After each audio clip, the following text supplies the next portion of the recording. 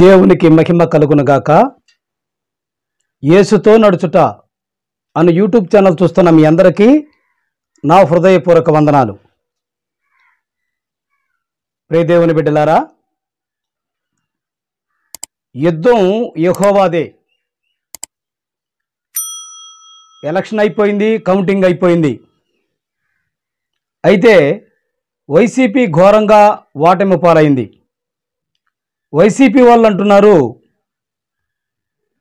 Tampering జరిగిందని, మిషన్లు మార్చారని, అలాగే పోలీసు వారు వాళ్ళకు సహకరించారని, అలాగే ఈసీ టీడీపీకి సహకరించింది, అందుకే మేము ఘోరంగా ఓడిపోవడానికి కారణమని వాళ్ళు చెప్తూ ఉన్నారు. అలాగే గెలిచిన పార్టీ అయిన టీడీపీ వాళ్ళు కూడా జగన్ పాలన బాగలేదు, జగన్ పరిపాలన చక్కగా పరిపాలించలేదు, అందుకే అనేక మంది జనము జగన్ను కాదని మమ్మల్ని గెలిపించారు అని రకరకాల వదంతాలు మనం వింటూనే ఉన్నాం. ప్రియ దేవుని బిడ్డలారా, జగన్ పరిపాలన బాగలేదు అని అందువల్ల మేము గెలిచామని టీడీపీ వాళ్ళు అంటున్నారు. వైసీపీ పార్టీ వాళ్ళేమో ట్యాంపరింగ్ చేశారు, రిగ్గింగ్లు చేశారు, అలాగే ఈవీఎంలు మార్చారు, ఈసీ టీడీపీ పక్షాన ఉన్నది, పోలీసులు కూడా వాళ్ళకు సహకరించారు అని వారు చెప్తూ ఉన్నారు.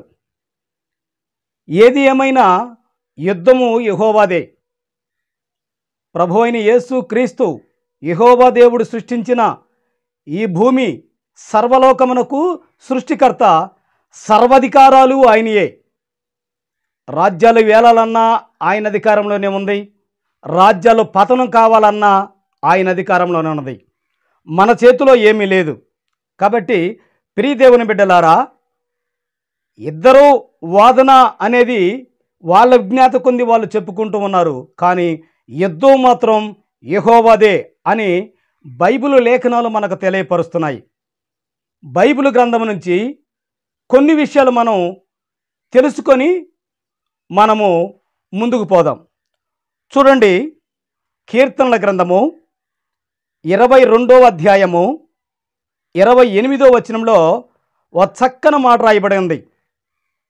రాజ్యము యెహోవాదే, అన్ని జనులలో ఏలువాడు ఆయనే. దేవునికి మహిమ కలుగునగాక. రాజ్యం ఆయనదే, ఈ సృష్టికర్త ఆయనే, ఈ సృష్టికి అధినేత అయిన రాజ్యాలు కూడా అతని స్వాధీనంలో ఉంటాయి. అన్ని జనులను ఏలువాడు ఆయనే. కాబట్టి ఈ జనాన్ని ఏలేది ఆయనే. అంటే ఆయన ప్రత్యక్షంగా ఇక్కడ ఏలడు, పరోక్షంగా వేరే ఒకరిని ఎన్నుకుంటాడు, పరోక్షంగా పరిపాలకుని వేరే ఒకరిని ఎన్నుకుంటాడు.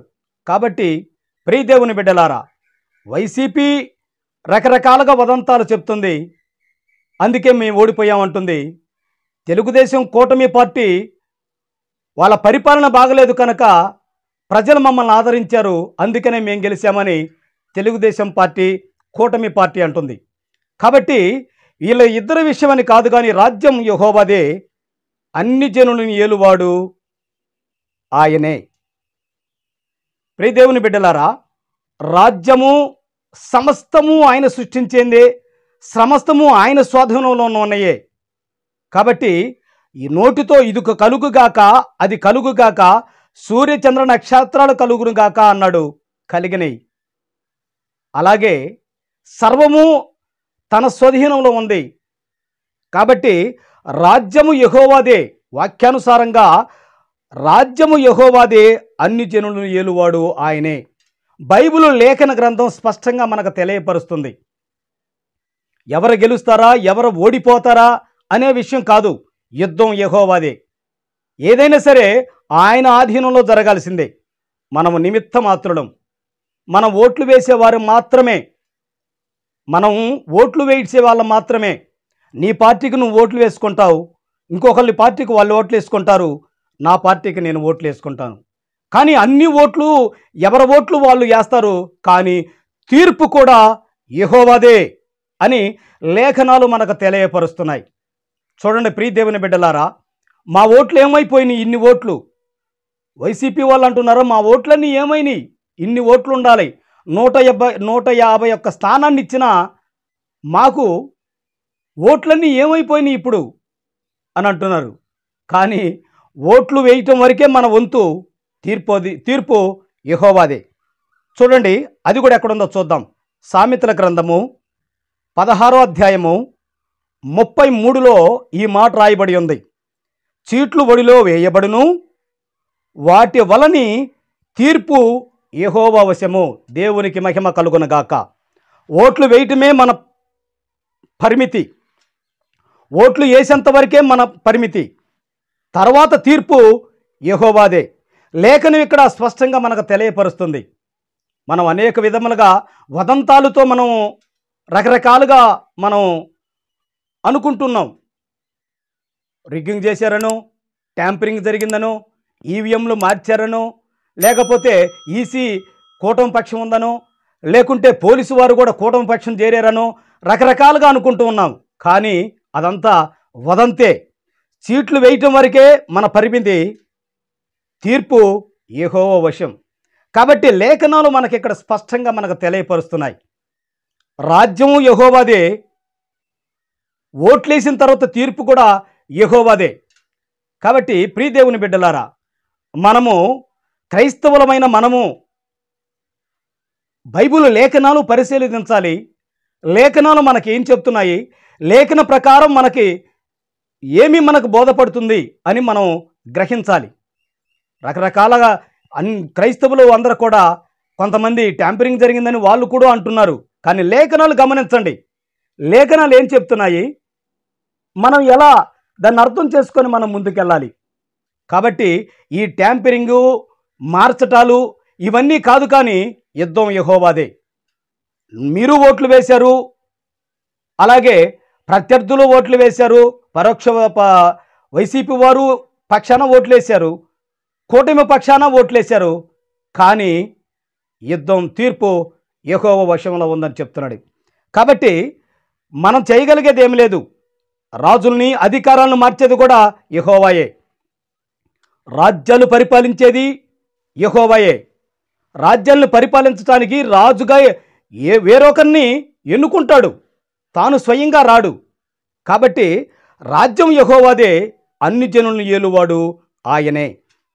అలాగే ఓట్లు వైసీపీ వాళ్ళు ఓట్లు వేశారు, తెలుగుదేశం, కూటమి, జనసేన, బీజేపీ వారు కూడా ఓట్లు వేశారు. కానీ ఈ ఓట్లన్నీ లెక్కింపులోకి వచ్చేటప్పటికల్లా యుద్ధం యెహోవాదే, తీర్పు యెహోవా వశమే. ఇక్కడ లేఖనాలు మనకు స్పష్టంగా చెప్తున్నాయి. అలాగే రాజులను మార్చేది కూడా, అంటే ముఖ్యమంత్రులను కానీ రాజులను మార్చేది కూడా యెహోవానే.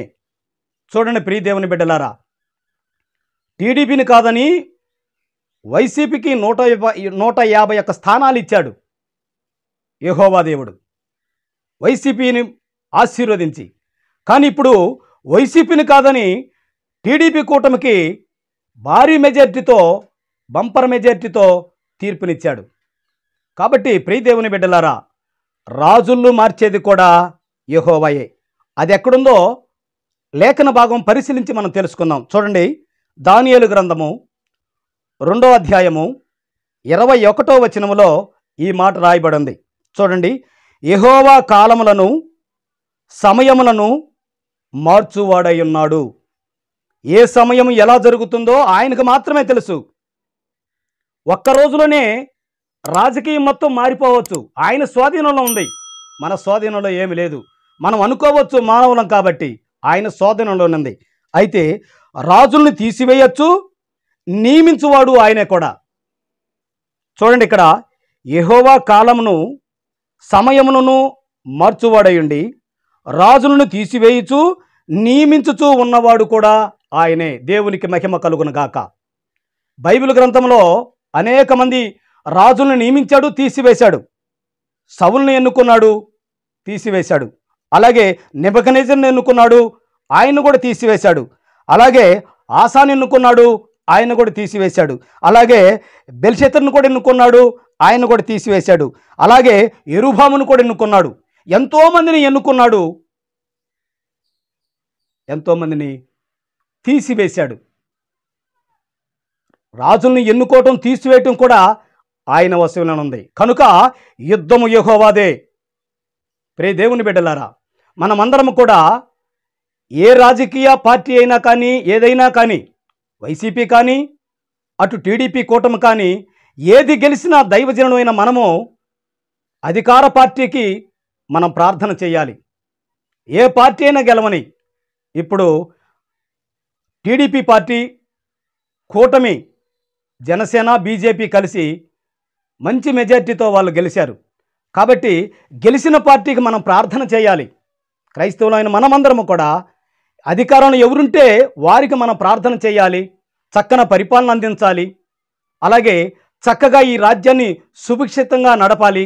ఏ కరువు కాటకాలు లేకుండా రాజ్యాంగాన్ని సరళం చేసి అందరికీ అందుబాటులో ఉండే రాజ్యాంగంగా వారు పరిపాలన చేయాలని మనం ప్రార్థించాలి. అంతే మనం చేయవలసింది. యుద్ధం యెహోవాదే. కాబట్టి ప్రియదేవుని బిడ్డలారా, 151 సీటు ఇచ్చిన వైసీపీని కాదని దేవుడు తెలుగుదేశం, జనసేన, బీజేపీ కూటానికి ఇచ్చాడు. కారణం ఏంటంటే మనది కాదు, యుద్ధం యెహోవాదే. మనం ఓట్లు వేసేవారి వరకే. ఓడిలో ఓట్లు వేయబడను, వాటిని తీర్పిచ్చువాడు యెహోవా దేవుడే. కాబట్టి ప్రియదేవుని బిడ్డలారా, మనమందరం కూడా, క్రైస్తవులమైన మనమందరం కూడా మనల్ని ఎన్నుకున్నది ఎందుకు? సర్వలోకానికి వెళ్ళి సర్వసృష్టికి సువార్తను ప్రకటించమని. మనం సువార్తను ప్రకటిస్తూ అధికారుల కోసం, యాజకుల కోసం, అధికారం చేసే ప్రధానమంత్రులు కానీ, రాజ్యాంగం కోసం, ముఖ్యమంత్రుల కోసం, పోలీస్ డిపార్ట్మెంట్ కోసం, ఆరోగ్య శాఖ కోసం, ప్రతి శాఖల కోసం మనం అందరం కూడా ప్రార్థన చేయాలి. కాబట్టి ప్రియదేవుని బిడ్డలారా, మనం ప్రార్థన చేసి పరిపాలన చక్కగా చేయటానికి మనం దేవునికి మనం విన్నవించుకుంటూ మనం గడపాలే తప్పితే మనం ఒకరికి తొత్తుగా ఉండి ఒకరికి పరోక్షకంగా ఇంకొకరికి ఎడంగా ఉండటం అనేది భావ్యం కాదు. కాబట్టి ప్రియదేవుని బిడ్డలారా, నా మాటలు మీకు బాధ కలిగిస్తే నన్ను క్షమించండి. లేఖనాలు స్పష్టంగా తెలియజెబుతున్నాయి. రాజ్యం ఎవరిదంట? యెహోవాదే. అలాగే ఓట్లు వేయటం మన వంతు, కానీ తీర్పు ఎవరిదంట? సామెతల గ్రంథంలో ఉన్నది. లేఖనాలు స్పష్టంగా మనకు తెలియపరుస్తున్నాయి.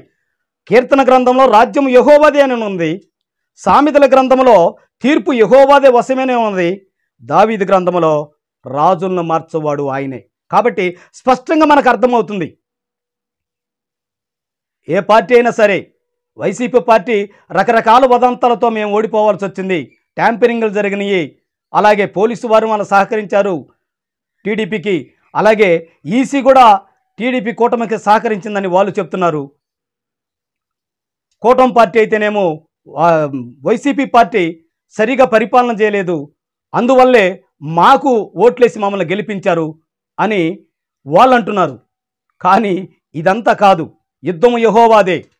మనము హృదయాల్లో మనం అనుకోవటం వరకే, కానీ జరిగించేది హృదయ రహస్యాలు తెలిసిన దేవుడు ఒకడున్నాడు. ఆయనే ప్రభు అయిన క్రీస్తు. ఆయన వశంలోనే ఇవన్నీ రాజ్యాలు ఉన్నాయి, పీఠాలు ఉన్నాయి, రాజులు ఉన్నారు. ఈ రాజును తీసివేసి ఆ రాజును ఎక్కించవచ్చు, ఆ రాజును తీసి ఈ రాజును ఎక్కించవచ్చు. కానీ ఏ రాజు ఎక్కినా మనము ప్రార్థనా విజ్ఞాపనతోటి ప్రార్థన చేసి సుభిక్షితంగా రాజ్యాన్ని ఏలాలని, మంచి పరిపాలన అందించాలని మనమందరం కూడా రాజుల కోసం, అలాగే అధికారుల కోసం మనం ప్రార్థన చేసేవారిలాగా ఉండాలి. అట్టి కృప మనందరికీ కలుగునుగాక. ఆమేన్.